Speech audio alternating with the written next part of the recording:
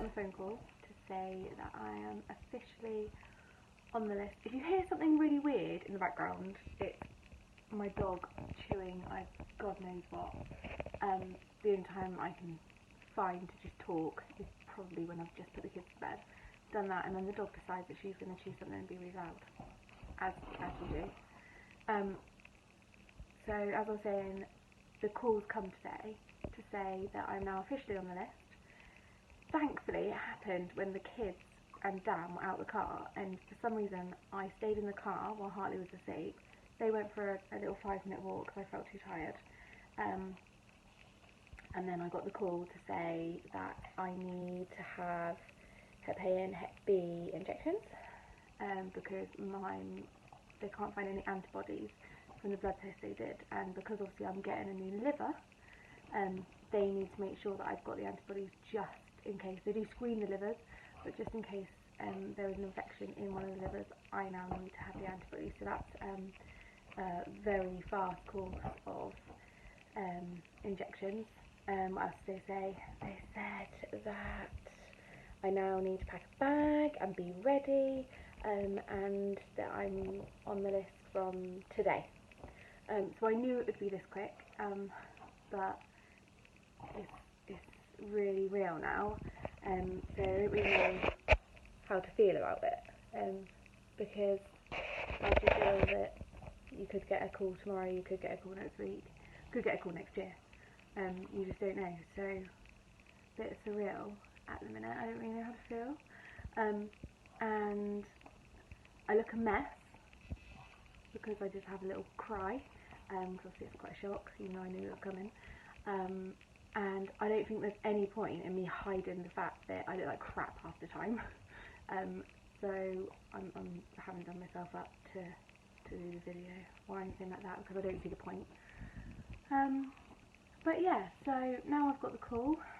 I'm now officially on the liver transplant list, and I will be waiting for the call to drive to hospital to go and have a new liver. The only thing that I'm really scared of at the minute, no clue why I'm scared of this, is it's not the pain, it's not having an operation. Obviously it's leaving the kids, and the fact that something can go seriously wrong, which they drummed into us at the assessment. But it's more the fact that I'm going to wake up with a tube, and I'm really scared to wake up with a tube down my throat, and for the life of me, I have no clue why. Because I had an operation for a hemorrhage after Hartley in November time. Never woke up with a tube, and that's the only operation I've ever had. However, this time, absolutely petrified of a tube, waking up with a tube and just not being able to breathe. Don't really understand why, but yeah. I'm now rambling because obviously I'm quite nervous, and I do ramble when I'm nervous. So now, because I'm on the list, and because I've got a dog, 3 kids, husband, house, and everything, I now need to write loads of lists and plans and inform everyone of what to do with the kids, what to do with the dog. So the dog, thankfully, the breeder that we got our pug from, she has said that we can keep her there while I have the operation, while I'm just in hospital in Birmingham, and then obviously we'll have her back after, because I was really upset thinking, oh my god, I don't know what to do with my dog. So that's, at least I've sorted that one. The other stuff is that I have to now write lists for my son. So my 9-month-old baby has a diagnosis of Down syndrome, and because of that we do lots of exercises, physical therapy. He is under a specialist nursery, he is under a dietitian because he also has dairy and soya intolerance, so have to make a list for all the foods that he can have. He's also started really struggling with finger foods and eating, and he has had choking episodes, gags lots on food. So we have to be really, really careful about what foods we give him, and how we get it out from his mouth, because he's got a typical kind of high palate that's associated with Down syndrome, so he gets food stuck and then he gags, and then that leads to choking, and then obviously you have to get him out, do some back stats. So now I need lists about how to do that, and because of COVID, family members haven't really interacted with him too much, so usually we're such a close family that everyone is in and out of each other's homes, grandparents, cousins, auntie, that we're all in each other's pockets, and friends. But because of COVID and because of me and Hartley, that's my little boy, we have been shielding.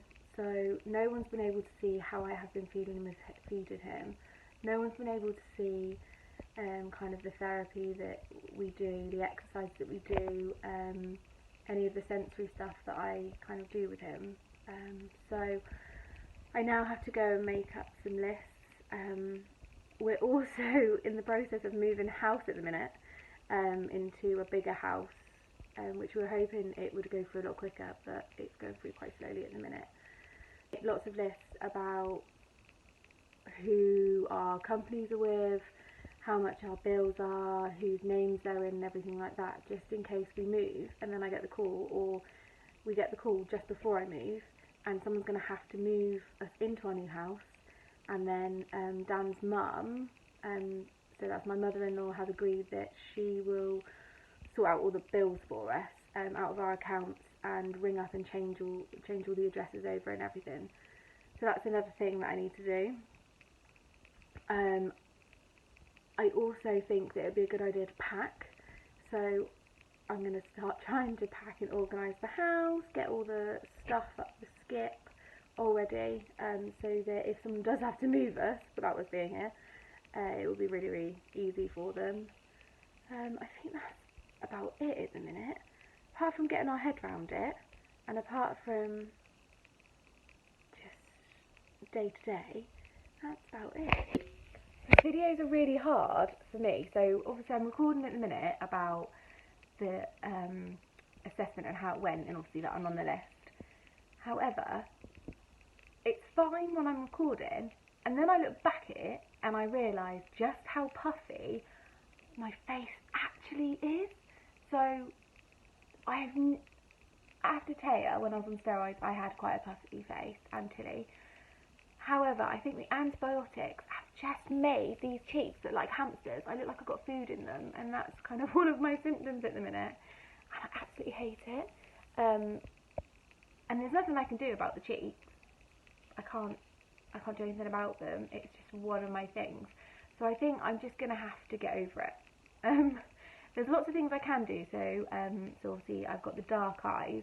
Usually I can slap some makeup on, and I've got really, really good makeup and really good eye cream that helps with that, but obviously it's night time, so I haven't bothered. And also, because of COVID, my hair looks brilliant, because at the moment I have gorgeous roots going on, so cannot wait to get that done, if I'm able to get it done,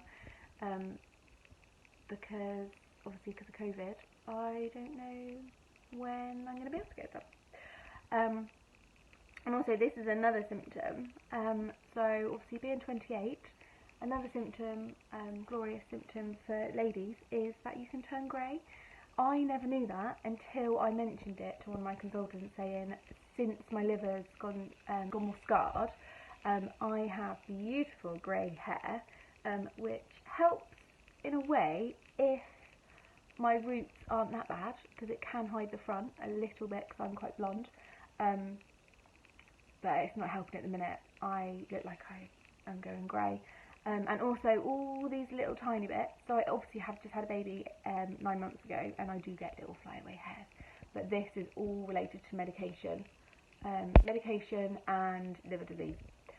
So many people don't know how much it absolutely affects you, and the symptoms are just crazy how much there is. Quite a lot of skin, so my skin blemishes, the eyes, as you can see I've got beautiful eyes going on at the minute that are looking quite yellow, and obviously the hair and everything else. So while I'm recording all this, I'm then now being able to watch myself back and thinking, oh, looking good. Not. So when I get really low self-esteem about that sort of thing, I think the best thing to think about is that now I'm on the transplant list, is that once I get my new liver, all of this should go and should start getting better. So the liver spots, as I call them, should go. Fatigue should go. The yellow eyes, which I am most thankful for, will go. Hopefully within a couple of days of having the transplant, as long as everything goes okay. That's what I've been told. So fingers crossed, once I get my transplant, I won't be mellow yellow and look like a Simpson, or I'll have nice hair that doesn't break off, and I'll have nice eyes that don't look like demon's eyes, and they're back to my big white with blue eyes. So yeah, I've just got to keep thinking and be really positive at the moment that it's a good thing that I'm on the list. It might be scary, but actually it's really, really good. Lots of things are going to change. It's not just about my complex, it's not just about my self-esteem. Lots of things are going to change, like the fatigue. I cannot wait until I just have more energy. I try and do as much as I can with the kids, but quite often I'm going for naps. That's going to change, and I'm so excited for that one.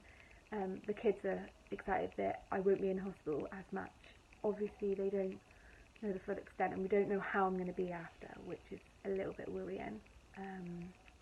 Because when you go to the transplant assessments, they give you all the information about that you may need kidney dialysis, your liver might not actually settle in well to your body, and it might reject straight away, it might reject within a couple of hours. They're quite clear on saying that actually you might die. But all in all, I think from my perspective, I'm just going to try and completely block out all of that, and if that comes into my mind, I think I need to do some mindfulness, ground myself and just think of the positives, not the negatives, the positives, because otherwise I think if you just focus entirely on the negatives, you're just going to be so sad. I would literally be crying all the time. So I need to just constantly pick myself up, think of the kids, crack on with life, and try to put it to the back of my mind as best as possible. It might be for the next couple of days that I keep thinking about it, or every time my phone rings, I'll be like, oh my god, oh my god, oh my god, is that it? But I just think that I need to put it to the back of my mind as best as possible.